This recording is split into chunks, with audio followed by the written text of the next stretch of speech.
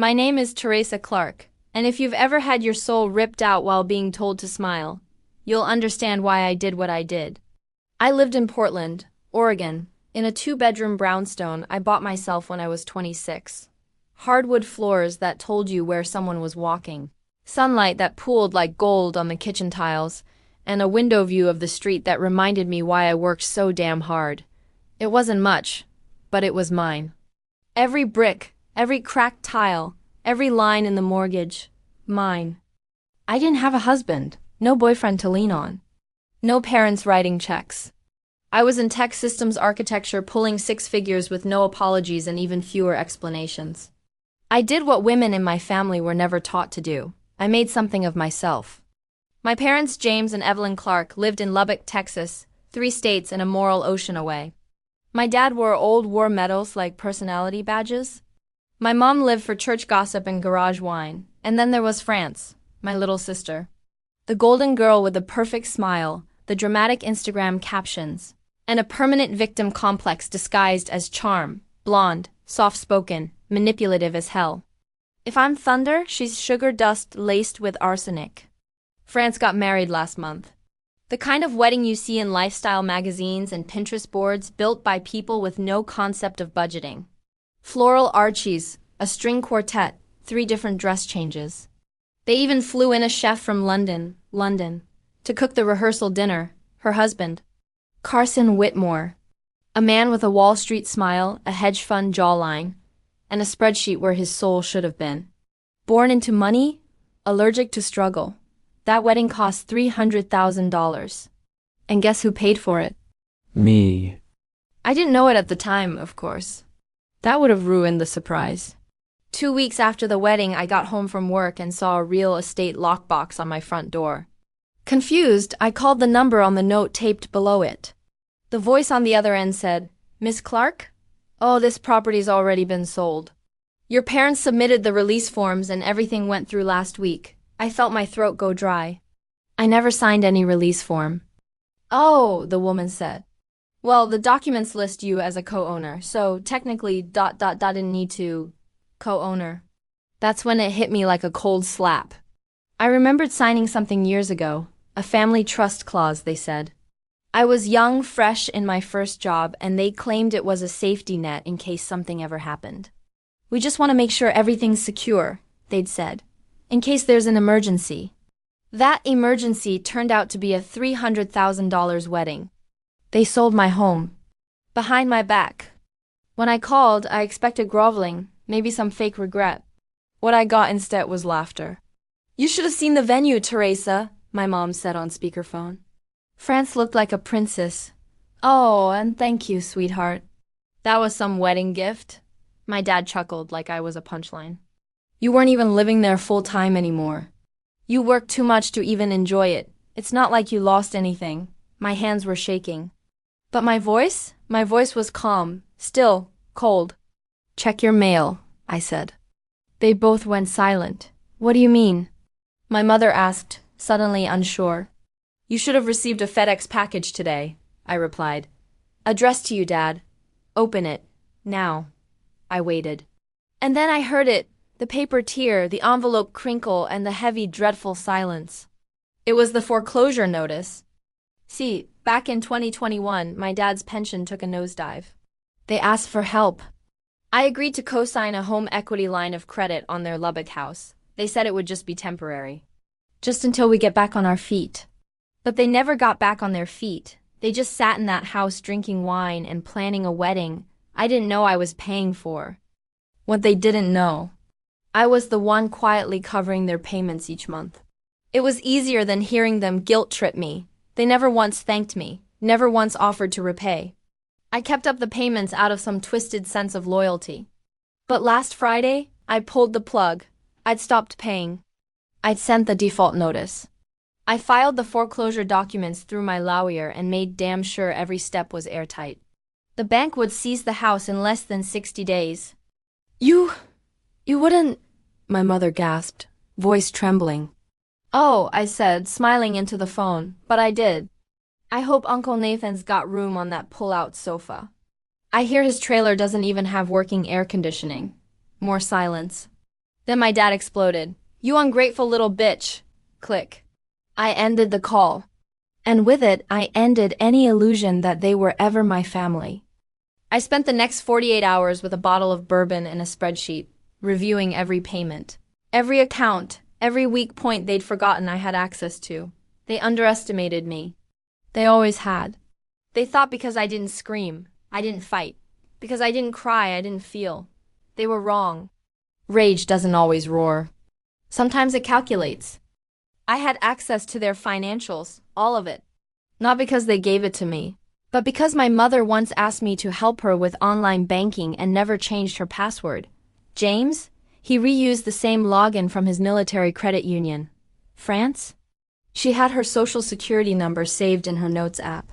Idiots. I watched them spend every penny I earned like they were owed it. As if my work, my life, was nothing more than their backup plan. I gave them a house. I gave them comfort. And they took my home in return. So I took everything. They say revenge is a dish best served cold, but mine? Mine was served with interest in dollars and consequences. No screaming, no flaming threats. Just signed papers, empty accounts. And silence they couldn't fill with laughter. They stole my home. I tore apart their world. And this was just the beginning. I didn't sleep that night. Not because I was haunted by guilt, but because I was electrified with purpose. My blood was a current of fire. Every beat of my heart whispered they picked the wrong one. For 29 years I had waited for someone in my family to ask how I was really doing. To notice I was holding it all together while they tore me apart. But they never asked. And now they never would again. By sunrise I was gone. I packed a single suitcase, laptop, documents, my grandmother's silver cross necklace, and the last shreds of my tolerance, and left Portland behind.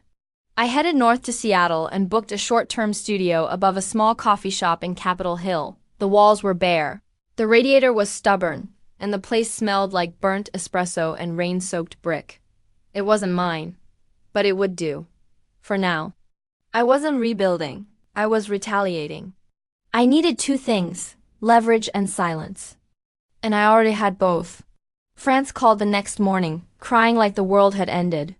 She always cried like that, soft, breathless, the kind of sobs designed to make people lean in, to offer solutions, to make her the victim even when she was the thief. "Teresa," she whimpered, her voice brittle. "You didn't have to go that far. It wasn't even my idea. Mom said you weren't using the place. Carson and he's furious, by the way." I stared out the window of the cafe, fingers wrapped around a steaming cup of black coffee, and smiled faintly. "Did you know the flowers at your wedding cost more than my first car?" She hesitated. "What? You wore a $12,000 dress, France? You served champagne that cost $400 a bottle, imported lace, gold foil menus, fireworks at the reception. You acted like a princess. But guess what? The throne was made from my bones." "I didn't know it was your apartment," she snapped, almost angry now.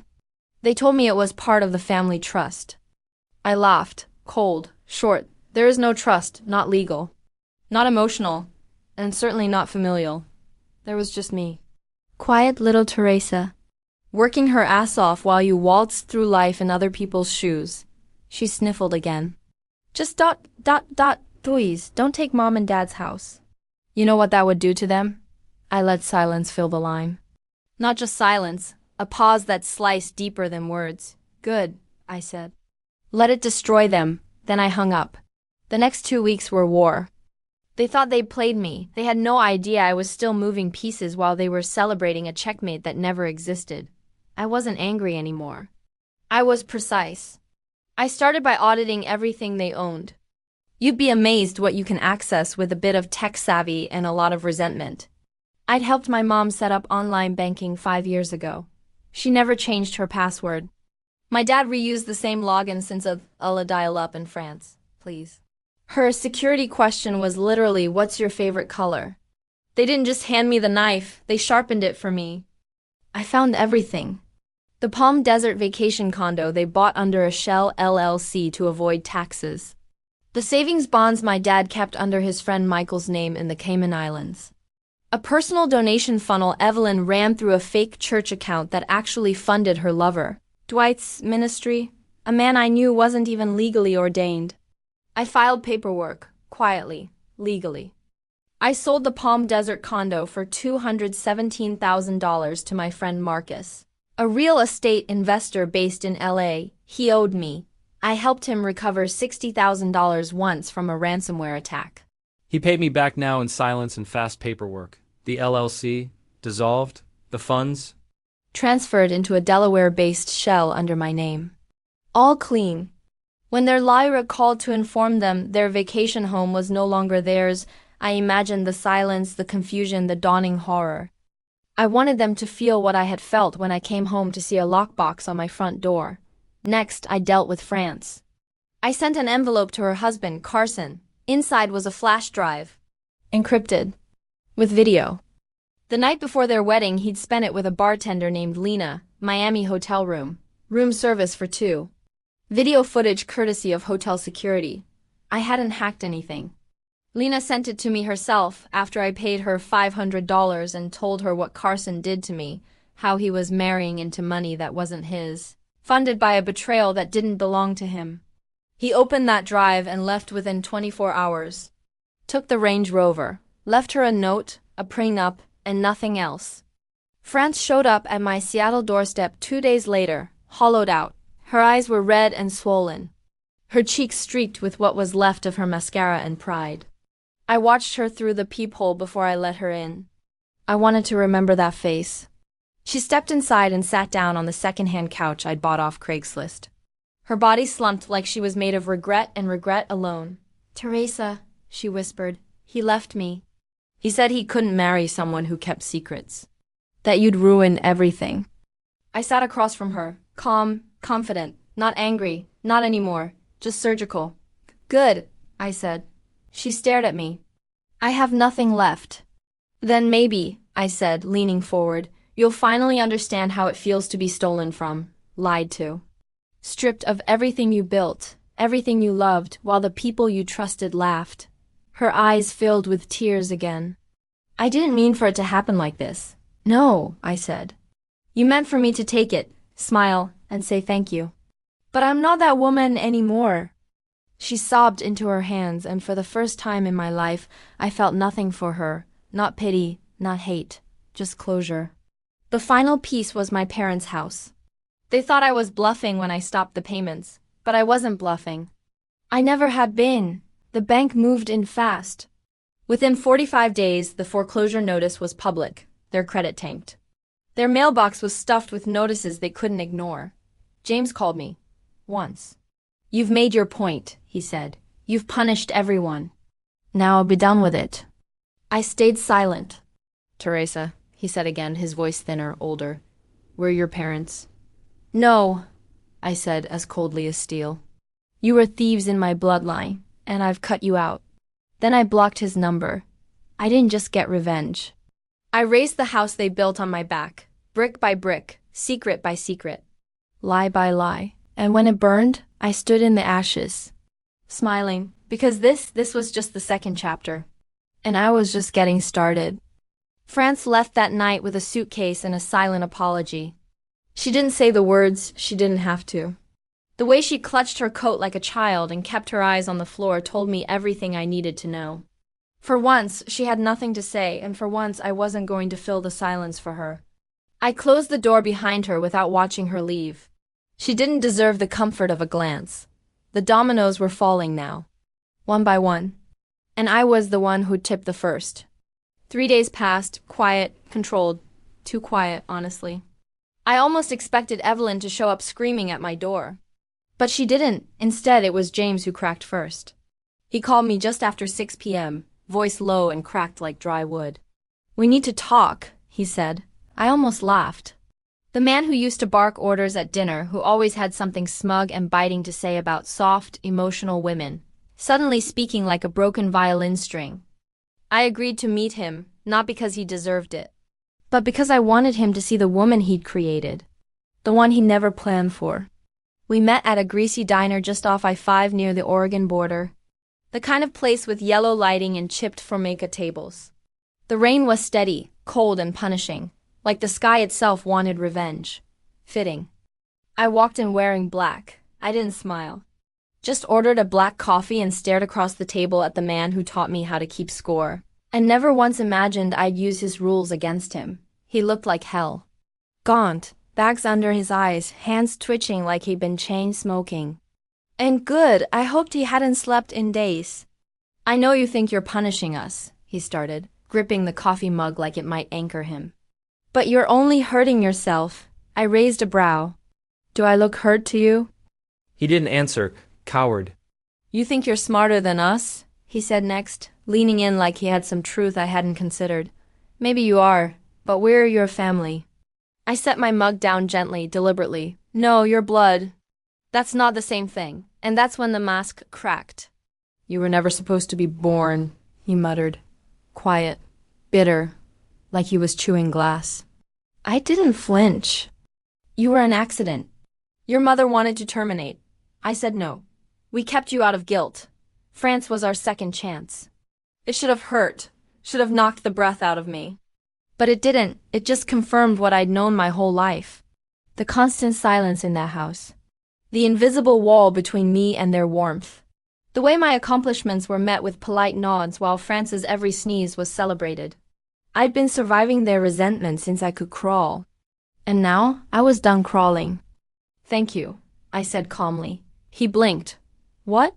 Thank you for confirming it. Now I don't have to grieve you. I can bury you alive in my past and never feel guilty. He pushed back from the table, rage creeping into his face. You think you're some kind of hero in this story? No, I said, opening my folder and sliding a folded document across the table. I think I'm the one who finally ended the story you started. What is this? He asked. You remember when you refinanced the house in 2022? I asked. You gave me the paperwork and said, just sign here, sweetheart. It's nothing big. I read it. You didn't. That's power of attorney. His fingers trembled as he picked it up.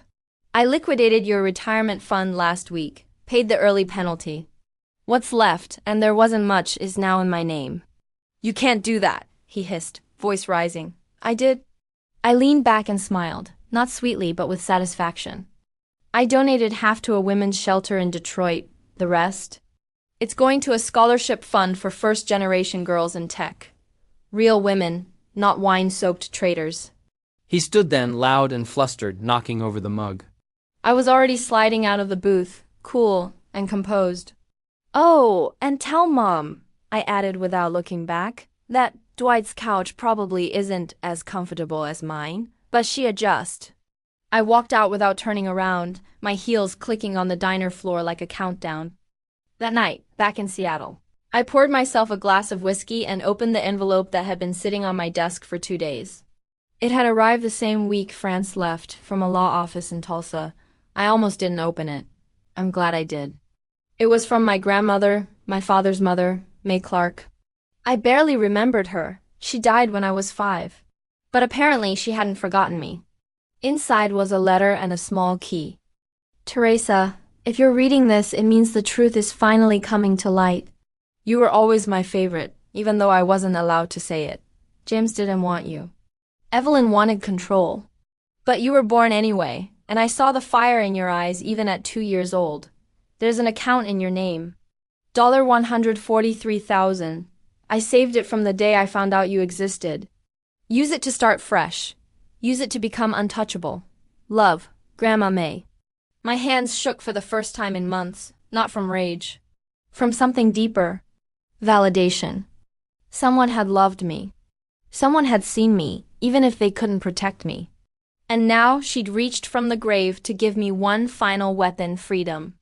The next morning, I used the key to open a safety deposit box at a bank in Tacoma. Inside was a binder, neatly organized, old school.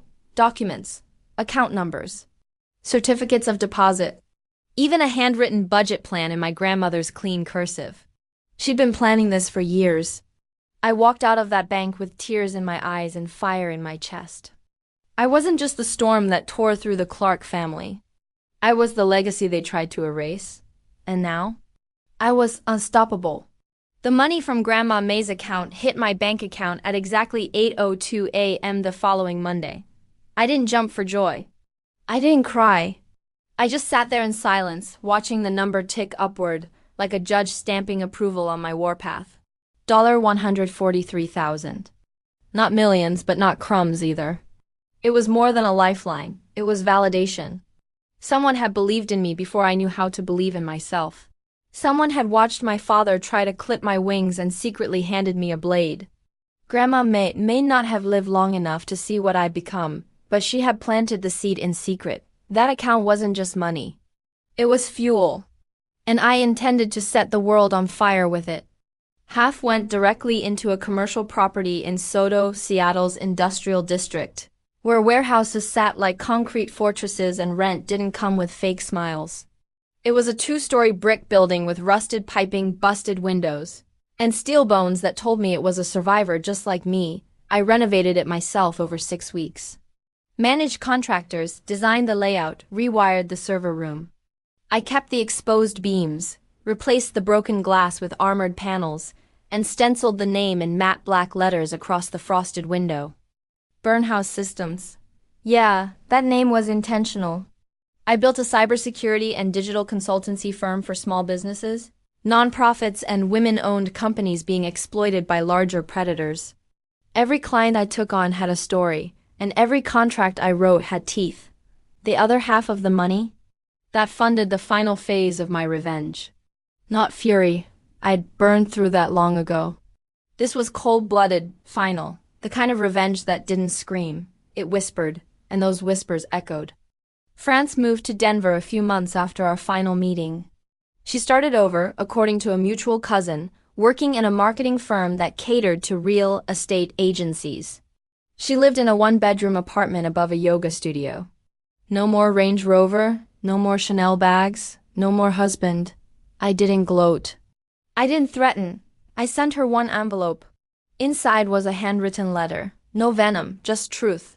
You are capable of more than they led you to believe. Try telling the truth for once. Not to me, to yourself. Teresa. She never responded. That was good. Some letters aren't written for replies. They're written to be read in shame, reread in regret, and burned in silence. My mother, Evelyn, couldn't handle the social blow of foreclosure. She lost her ladies' brunch circle, her plastic pearls, and the false holiness she wore like armor. Dwight, her longtime spiritual confidant, didn't want a broke woman, so she ended up in a 1-bedroom outside Abilene, living off scraps from Social Security and whatever Dwight tossed her between his real affairs. Word got around from a cousin who still lived nearby that she'd started attending church 3 times a week. Not out of reborn faith. Out of penance. Let her pray. She can confess every Sunday, but the stain doesn't come out with water. James filed for bankruptcy 6 months later, no surprise. After I liquidated his retirement fund and cut off every account I had access to, he tried to apply for a loan, but bankruptcy notices hit credit harder than my words ever could. I didn't answer his calls. I didn't return his messages. Instead, I sent him a birthday card, blank, no return address. Just a single image inside, a photograph of a house on fire. He got the message. As for me, I rebuilt. I didn't just move on, I launched. I hired 5 women, all first-generation college grads like me. Women who knew what it meant to build their own bridges while everyone else walked across on theirs. They weren't soft, they were steel. Some had been single moms. Others had escaped abuse. All of them had scars. And together, we made security software so airtight, our competitors started calling us digital assassins. We earned that title. Within a year, Burnhouse Systems crossed $400,000 in client contracts. I drove a sleek black Audi Q5, not to flash, but because it moved like I did, fast, precise, unbothered. I wore leather gloves when it rained, sharp-lined suits, and heels that sounded like vengeance when I walked into a boardroom. I never signed anything without a lawyer again. I became untouchable. My townhouse in Queen Anne was minimalist but powerful. Steel railings, soft rugs, black and white paintings. It sat on a hill with views of the skyline, and every morning the sun poured through the windows like molten gold. There were no ghosts in the closets, no footsteps in the night. The walls didn't creak under the weight of betrayal. They hummed with peace. I was finally alone, but not lonely. There is a difference. Every sunrise, I brewed coffee with beans I ground myself, poured it into a matte black mug, and stood by the window in silence, watching the city rise below me. Watching everything I built, everything they said I never could. And in those moments, I didn't feel anger anymore. I felt satisfaction.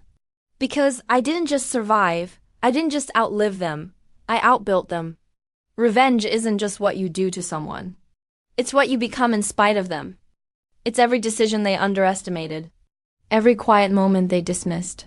Every word you didn't say until the one time you finally did, and it burned so hot they couldn't breathe through the smoke. I became the fire they never saw coming. They built a house out of my silence. And I burned it to the ground.